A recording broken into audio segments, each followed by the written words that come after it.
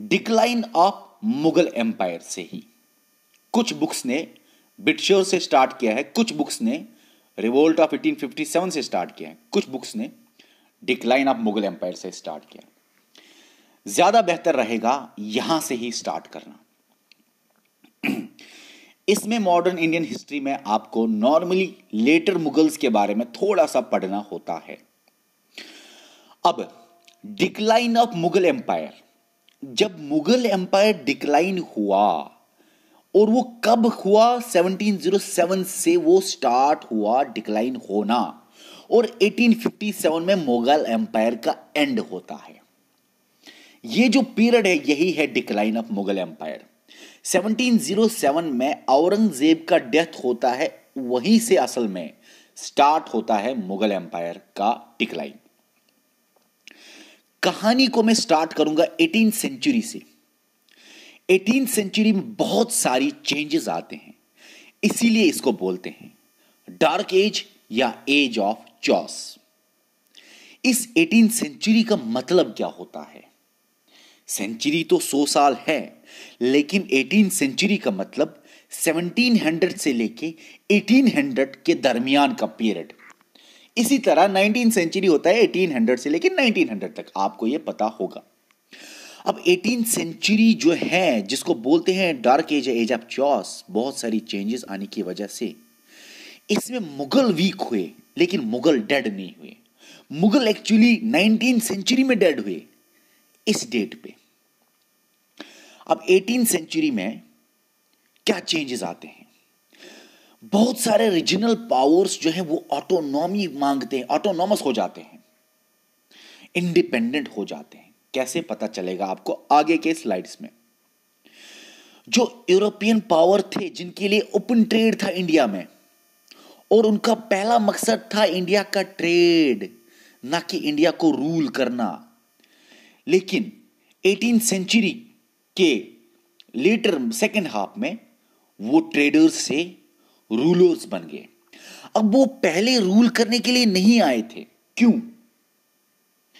क्योंकि इंडिया पहले उतना पुअर नहीं था, और यूरोप पहले, जब यूरोपियन पावर्स यहां पे आ गए, European countries, Dutch, Danes, English, French, पुर्तगाल, वो रिच नहीं थे उतने ज्यादा जितने कि वो बाद में बन गए। और इस 18th सेंचुरी को मैं 3 हिस्सों में बांटूंगा। पहला हाफ 18th सेंचुरी का, सेकेंड हाफ 18th सेंचुरी का, और 18th सेंचुरी के बीच वाले डिकेड्स। डिकेड होता है 10 साल, बीच वाले 10-10 साल, जैसे 1750, 1740, 1760s, बीच वाले। First half of 18th century में डिक्लाइन होता है मुगल का अच्छी तरह। मिडिल के जो डिकेड्स है उसमें मुगल एम्पायर से दूर हो जाते हैं, ऑटोनोमस स्टेट्स बन जाते हैं। मुगल एम्पायर के अंदर जो नोबल्स थे वो अपने अपने रियासतें बनाते हैं। और 18th सेंचुरी के सेकेंड हाफ में ब्रिटिश ट्रेडर्स से पॉलिटिकल पावर उनके पास आ जाता है, रूलर्स बन जाते हैं। थोड़ा सा यहां पे मैंने आपको बताया, यहां पे थोड़ा थोड़ा आपको बताऊंगा, ज्यादा इंपॉर्टेंट नहीं है क्योंकि आगे ये सारी बातें क्लियर हो जाएंगी। औरंगजेब का पीरियड ये था, और औरंगजेब के पीरियड के दौरान ही सीड्स बन गए थे डिक्लाइन के। औरंगजेब की पॉलिसीज की वजह से ही उसकी डेथ पे हमें नजर आया, 1707 पे ही नजर आया डिक्लाइन मुगल एम्पायर का। और मैं आपको बताऊं, बहुत सारे आथर बोलते हैं मॉडर्न इंडियन हिस्ट्री 1707 से ही स्टार्ट होती है। बहुत सारे आथर बोलते हैं मॉडर्न इंडियन हिस्ट्री होती है स्टार्ट जब यहाँ पे यूरोपियन पावर्स आए थे, पुर्तगाल पहले आया था। अलग अलग व्यू पॉइंट है, तो ऐसे ही मैंने आपको बताया। अब औरंगजेब की डेथ पे डिक्लाइन होता है स्टार्ट, वो आपको दिखता है कैसे? नादिर शाह के इन्वेजन से। ये नादिर शाह, अब्दाली, ये कौन होते हैं? ये मुगल नहीं हैं। मुगल के पीरियड के दौरान ये आते हैं मुगल को लूटने। मुगल एम्पायर के पीरियड के दौरान ये इंडिया को लूटते हैं। ये बाहर के होते हैं, ये पर्शिया से आते हैं। जैसे कि नादिर शाह पर्शियन किंग था, अहमद शाह अब्दाली अफगानिस्तान का किंग था। एक्चुअली नादिर शाह का ही वो एक्चुअली एक एबलेस्ट जनरल था, आगे बताऊंगा मैं, शॉर्ट में याद रखो। अहमद शाह बाहर का, अफगानिस्तान का, नादिर शाह पर्शियन किंग, अहमद शाह अब्दाली अफगानिस्तान का किंग, वो इंडिया को लूटने आते हैं, मुगल को प्लंडर करते हैं, जो कि आपको दिखाता है मुगल बहुत ही कमजोर था इस पीरियड पे जब नादिर शाह आया। एक्चुअली अब्दाली का इन्वेजन 1761 नहीं था, अब्दाली का इन्वेजन 70, याद रखना, यहां पे मैंने नहीं लिखा है लेकिन याद रखना, 1748 से लेके 67 तक, मैं भूल गया हूं लिखना, मुझे लिखना चाहिए था लेकिन फिर भी याद रखना, 1748 को अब्दाली इन्वेड करता है, 1767 तक अब्दाली के इन्वेजन होते हैं इंडिया में, 7 बार वो प्लंडर करता है, इस डेट से इस डेट तक इंडिया में वो 7 टाइम्स प्लंडर करता है, लूटता है मुगल्स को। फिर सर आपने ये डेट क्यों लिखा है? अब्दाली का इन्वेजन यहां पे बहुत इंपॉर्टेंट है 1761 में। जब 1761 में अब्दाली ने इन्वेजन किया, इस डेट पे थर्ड बैटल ऑफ पानीपत होता है, जो कि दिखाता है सिर्फ इतना कि 1761 में मुगल इतना वीक हुआ था कि अब्दाली ने मुगल्स के साथ लड़ाई नहीं की, मराठास के साथ लड़ाई की। मराठास डिफेंडर बन गए इंडिया के। तो अब्दाली का इन्वेजन यहां पे मराठा डिफेंड करते हैं इंडिया को, न कि मुगल। ये 1761 थर्ड बैटल ऑफ पानीपत में आपको आगे क्लियर हो जाएगा, ठीक है ना। अब्दाली का पीरियड याद रखना, मैंने यहां पे भूल गया मैं लिखना, लेकिन आपको याद रखना है अब्दाली का पीरियड वो 1748 से लेके 67 तक 7 टाइम प्लंडर करता है। बस एक ही डेट मैंने बीच वाला लिखा है, क्योंकि यहां पे लिखना, आप लिखना नोट पे या कहीं पे भी, यहां पे अब्दाली का इन्वेजन बहुत इंपॉर्टेंट क्योंकि यहां पे मुगल बहुत वीक था, मराठा डिफेंडर बनते हैं इंडिया के। आगे क्लियर हो जाएगा, लेकिन आप भी लिख लेना, यहां पे भूल गया हूं मैं लिखना, ओके। अच्छा, उसके बाद ब्रिटिश, मतलब मुगल जो हैं वो ब्रिटिश के पेंशनर बनते हैं, इतने वीक होते हैं, ब्रिटिश इनको पेंशन देता है, बोलता है बैठो पेंशन ले लो 1765 में। और अगर आपको मैं बताऊं, एक्सटर्नल एग्रेशन जो कि अब्दाली और नादिर शाह ने किया, और इंटरनल वीकनेसेस, इन दोनों की वजह से फॉल ऑफ मुगल्स हो गया, डिक्लाइन ऑफ मुगल हो गया, ओके। अब जल्दी जल्दी में चलूंगा, वो काफी स्लाइड्स हैं। Middle decades of 18th century में क्या होता है, rise of autonomous states. Mughal के अंदर जो कुछ पावर्स थे, मुगल्स के अंदर जो नोबल थे, वो इंडिपेंडेंट स्टेट्स बनाते हैं, ठीक है ना। वो जैसे कि मुगल्स के अंदर जो नोबल थे वो सक्सेसर स्टेट्स बनाते हैं, इसी तरह नए नए स्टेट्स भी बनते हैं, सिक्स जाट्स, अफगान, मराठा, नए स्टेट्स बनाते हैं, इंडिपेंडेंट किंगडम्स होते हैं, मैसूर, केरला, राजपूत, जिनको आप कभी कभी मिस्टेकनली बोलते हैं हिंदू स्टेट्स भी। मैसूर, केरला, राजपूत को आप बोलते हो हिंदू स्टेट्स भी, याद रखना। और डिसेंट्रलाइजेशन ऑफ पावर होता है इस डिकेड्स में, इन डिकेड्स में। देखो, डिसेंट्रलाइजेशन ऑफ पावर क्यों होता है, क्योंकि मुगल्स से पावर छीनता है और अलग अलग लोगों में ये पावर आ जाता है, ओके। सेंटर के पास पावर नहीं रहता। अच्छा, ये क्लियर हो जाएगा आपको, successor states, new states, independent states में फर्क क्या है। आगे आगे आगे second half of 18th century में देखने को मिलेगा आपको राइज ऑफ ब्रिटिश ट्रेड करने के लिए आए थे, लेकिन उनको पॉलिटिकल पावर कैप्चर करते हैं, और पहले पहले वो तो साउथ इंडिया और बंगाल को एक्वायर करते हैं। कैसे करते हैं एक्वायर, आगे देखेंगे। और second half of 18th century में आपको देखने को मिलेगा कैसे ये ब्रिटिश बाकी के ईस्ट इंडिया, बाकी के कंपनी को हटाते हैं, जैसे पुर्तगाल, डच, डेन्स, फ्रेंच, ओके, उनको हटाते हैं, और इंडियन पावर्स को भी कैसे हटाते हैं, ये आपको आगे देखने को मिलेगा। अब स्टार्ट करूंगा मैं पहले डिक्लाइन ऑफ मुगल्स से। मुगल्स कैसे डिक्लाइन इनका होता है ये हम देखेंगे, फिर हम दूसरे लेक्चर में देखेंगे, एक्चुअली तीसरे चौथे लेक्चर में देखेंगे इंडिपेंडेंट स्टेट्स का बनना, वो सारी बातें हम देखेंगे। मुगल का डिक्लाइन होता है first half of 18th century में, इंटरनल वीकनेस और एक्सटर्नल एग्रेशन की वजह से, अब्दाली और नादिर शाह का इन्वेजन। उससे पहले थोड़ा सा पता होना चाहिए, डिक्लाइन ऑफ मुगल एम्पायर से पहले थोड़ा सा, मुगल का पीरियड इधर से स्टार्ट होता है, यहां तक जो बीच में मुगल थे, बाबर से लेकर औरंगजेब तक, इनको बोलते हैं ग्रेट मुगल्स, ये स्ट्रांग थे। औरंगजेब लास्ट स्ट्रांग रूलर था। उसके बाद जो लेटर मुगल्स थे वो काफी वीक थे, और उनका नंबर 12 है, कुछ जगहों पे लिखा है 13, आगे भी क्लियर हो जाएगा 12 है कि 13 है, कितना है देखेंगे। और 1857 के रिवोल्ट पे मुगल्स का एंड हो जाता है। अब सीखना आपको यह है औरंगजेब का जो रेन है, अब आपको सीखना है डिक्लाइन कैसे हो गया, डिक्लाइन कैसे हो गया। देखो औरंगजेब का जो पीरियड था 1658 से लेके 1707 तक, इसी पीरियड के दरमियान ही कुछ प्रॉब्लमें हुई थी, और वो प्रॉब्लमें आपको डेथ ऑफ औरंगजेब पे दिखी 1707 में। क्या प्रॉब्लम थी? Socio religious policies of Aurangzeb, और वो फंडामेंटलिस्ट था जिसकी वजह से प्रॉब्लम होगी।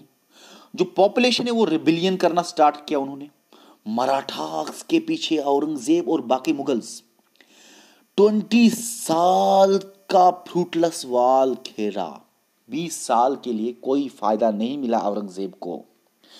बोलते हैं मुगल एम्पायर के लिए ये डेक्कन अल्सर वैसा ही है जैसा नेपोलिक एम्पायर के लिए स्पेनिश अल्सर था। जिस तरह नेपोलियन को स्पेन ने परेशान किया, उसी तरह मुगल्स को डेक्कन ने परेशान किया, मुगल्स के अंदर डेक्कन नहीं आया।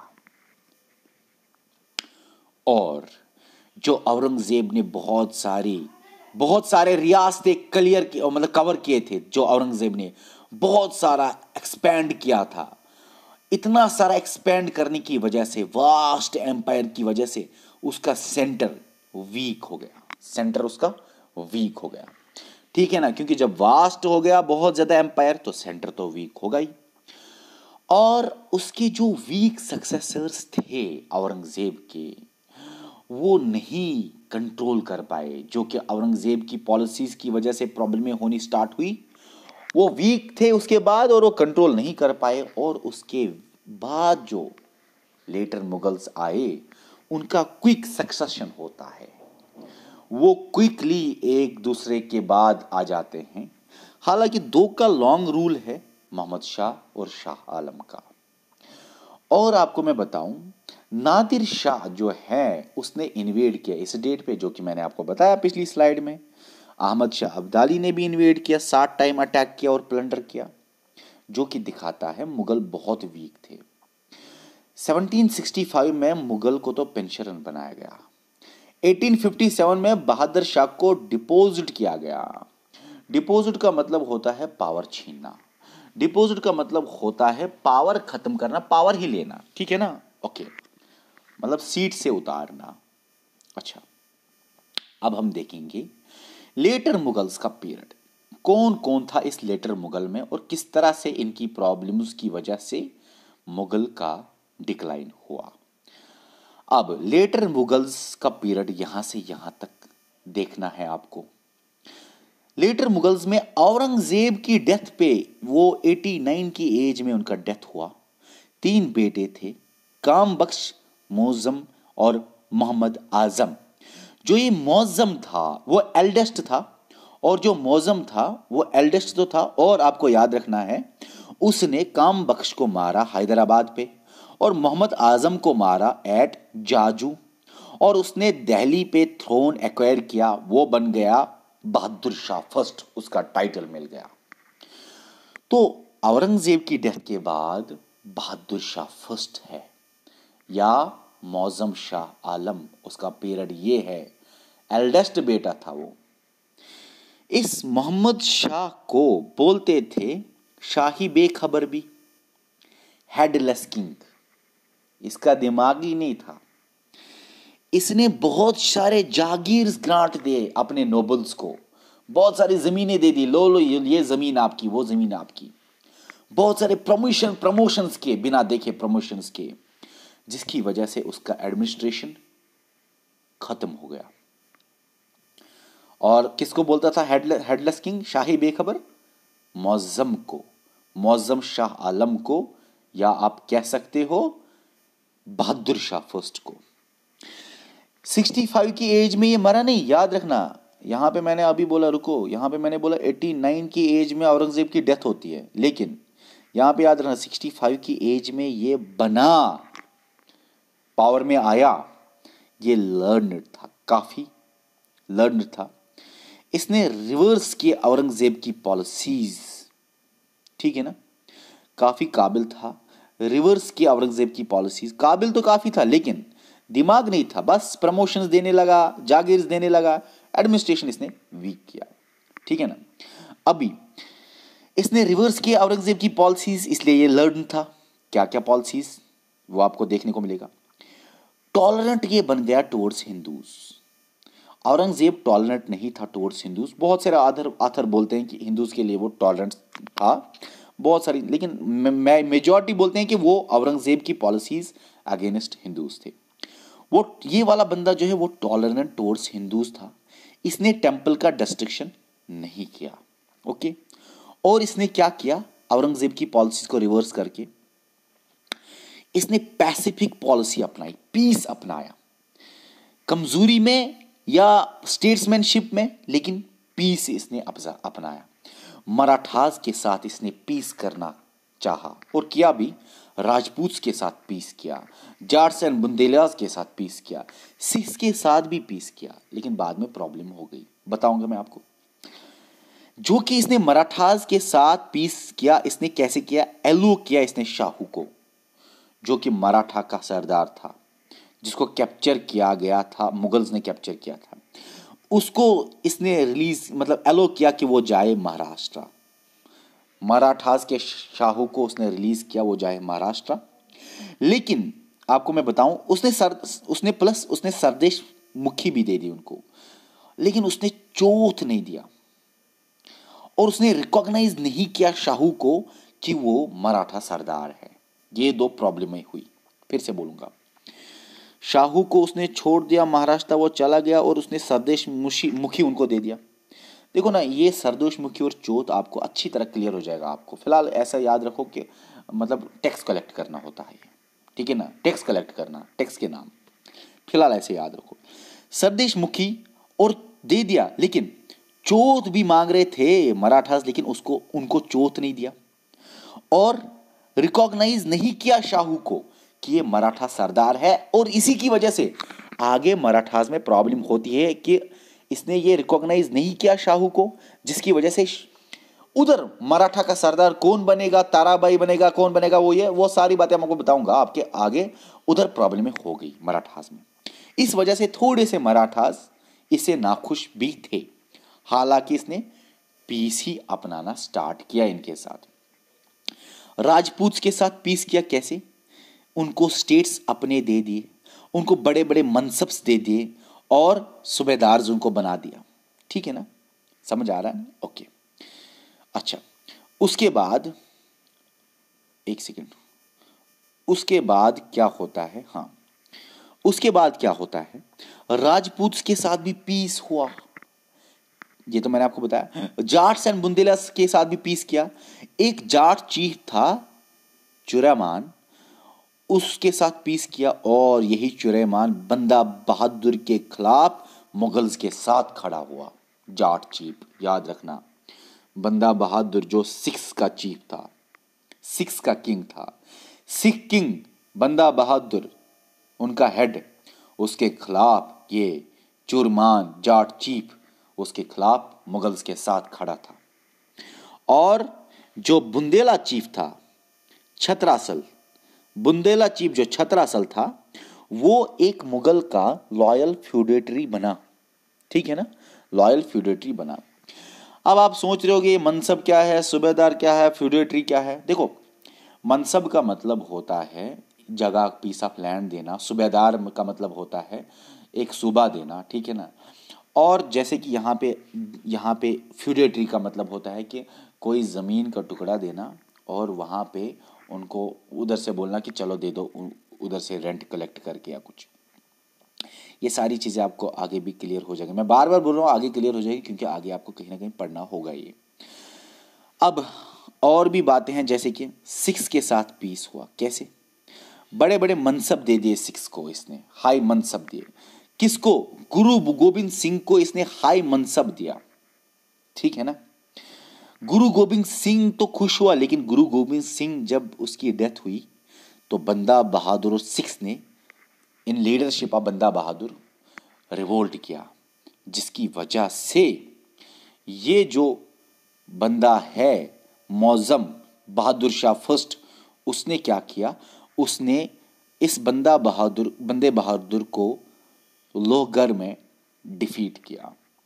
अब लोहगढ़ में इसको डिफीट तो किया, और आपको मैं बताऊं ये लोहगढ़ क्या है। लोहगढ़ जो है वो एक फोर्ट है जो कि गुरु गोविंद सिंह ने बनाया था, और वो कहाँ पे है, foot hills of Himalayas, Ambala के पास। ओके, हालांकि जो ये फोर्ट गुरु गोविंद सिंह ने बनाया और जो कि लिया था मुगल्स ने, बंदा बहादुर को हटा के, सिक्स को हटा के, लोहगढ़ में डिफीट करके इनका जो ये फोर्ट लिया था, वो सिक्स ने बाद में रिकवर किया 1712 में। ओके, सिंपल सी बात है। लेटर मुगल्स में मुअज्जम ने 3 भाइयों के साथ लड़ाई करके जीता और बहादुर शाह फर्स्ट उसको टाइटल मिला। इसने रिवर्स किया औरंगजेब की पॉलिसीज, टॉलरेंट बना और इसने पीस स्टार्ट किया, सबके साथ पीस स्टार्ट किया। हालांकि सिक्स के साथ झगड़ा हो गया इसका फिर बाद में, क्योंकि सिक्स ने रिवोल्ट किया आफ्टर गुरु गोविंद सिंह डेथ। ओके, जब वो चले गए। ओके, अब parties at Mughal court and king makers emerged, ये आपको याद रखना है। बहादुर शाह की डेथ के बाद बहुत सारी पार्टीज मुगल कोर्ट में इमर्ज हुई और वो किंग बनाना, और उन्होंने ही फिर वो किंग मेकर्स बन गए। उनके हाथ में ही था कौन किंग बनेगा कौन नहीं बनेगा। अब ये इससे पहले नहीं होता था मुगल्स में, ये बहादुर शाह के डेथ के बाद ही आया मुगल्स में। याद रखना, बहादुर शाह की डेथ के बाद जो नोबल्स थे, मुगल्स के अंदर जो नोबल्स थे, वो खड़े हो गए एज किंग मेकर्स। पहले प्रिंसेस लड़ते थे आपस में किंग बनने के लिए, अब नोबल्स ने भी टांग लड़ाना स्टार्ट किया। जैसे कि एग्जाम्पल है आपके सामने, जहांगीर शाह जो एम्पायर था, जुल्फकार खान की वजह से जहांगीर शाह एम्पायर बना, जुल्फकार खान नोबल की वजह से।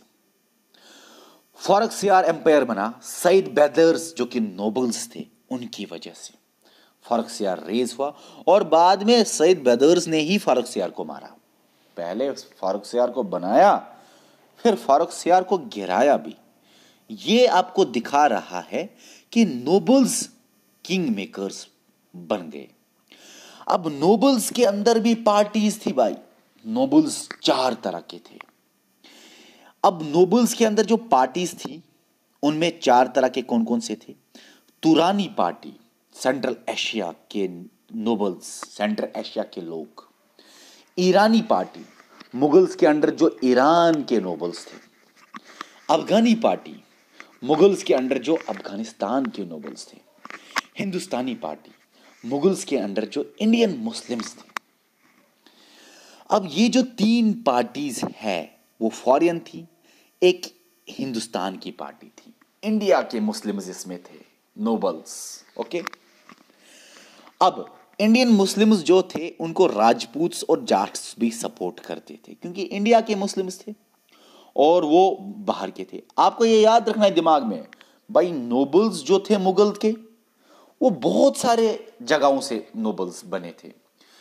कुछ नोबल्स सेंट्रल एशिया के थे, कुछ नोबल्स ईरान के थे, कुछ नोबल्स अफगानिस्तान के, कुछ नोबल्स इंडिया के थे, और हर एक के स्लोगन अलग अलग थे।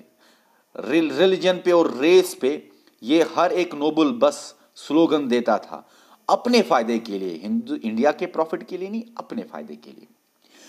और जो ये ईरानी पार्टी थी वो शिया थी और तुरानी